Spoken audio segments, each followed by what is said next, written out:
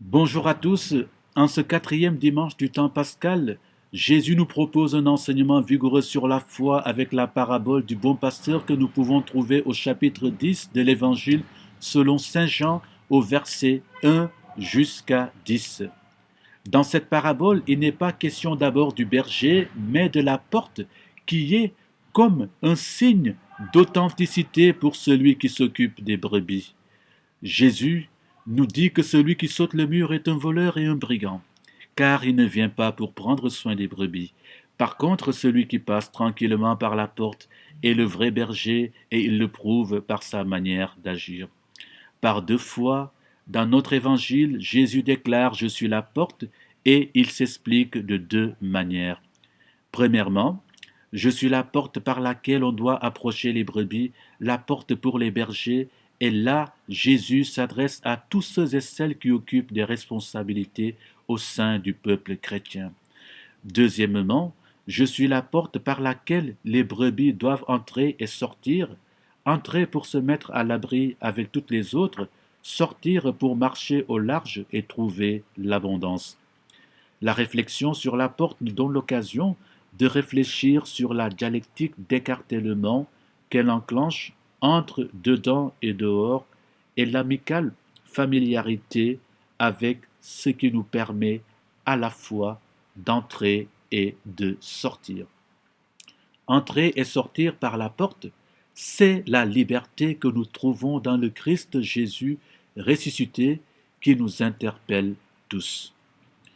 Deux fois symbolique, la porte incarne, comme le rappelle le philosophe Bachelard, un petit dieu de seuil, car le seuil est le lieu géométrique des arrivées et des départs. Nous savons par expérience qu'une porte ne peut être franchie que si elle est déjà ouverte, sinon il est impossible de passer pour entrer ni pour sortir. Perçue comme une sorte de cosmos de l'entrouvert, la porte est souvent investie de tout un imaginaire de l'intimité, en se présentant lui-même à la fois comme la porte pour le berger et la porte pour les brebis. Jésus nous permet de dépasser la dialectique de l'intérieur et de l'extérieur de sa bergerie, du dedans et du dehors, en nous faisant prendre conscience du fait que c'est lui et lui seul qui nous donne accès à l'être de Dieu, à l'intimité de notre Créateur et à la vie éternelle.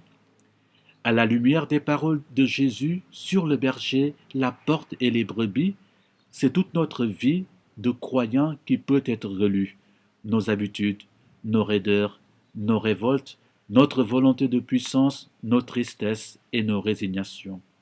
Cette parabole de Jésus peut susciter en nous des questions vitales.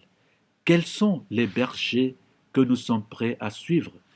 Quand il s'agit de mener notre vie, de guider notre action, qu'est-ce qui fait en nous concurrence à Jésus berger?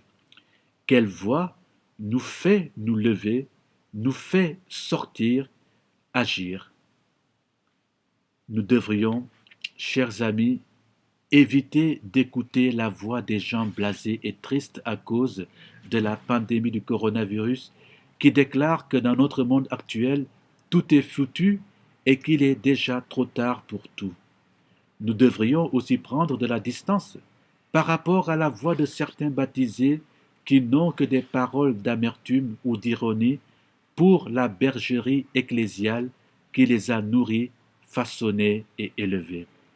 La voix qu'il nous faut entendre, c'est la voix tonifiante du Christ qui veut nous conduire par ses chemins à sa mission au service du règne de Dieu, son Père.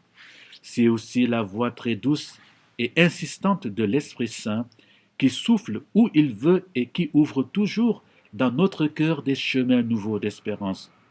Quant à la liberté que nous cherchons, elle est celle que le Christ est venu nous apporter.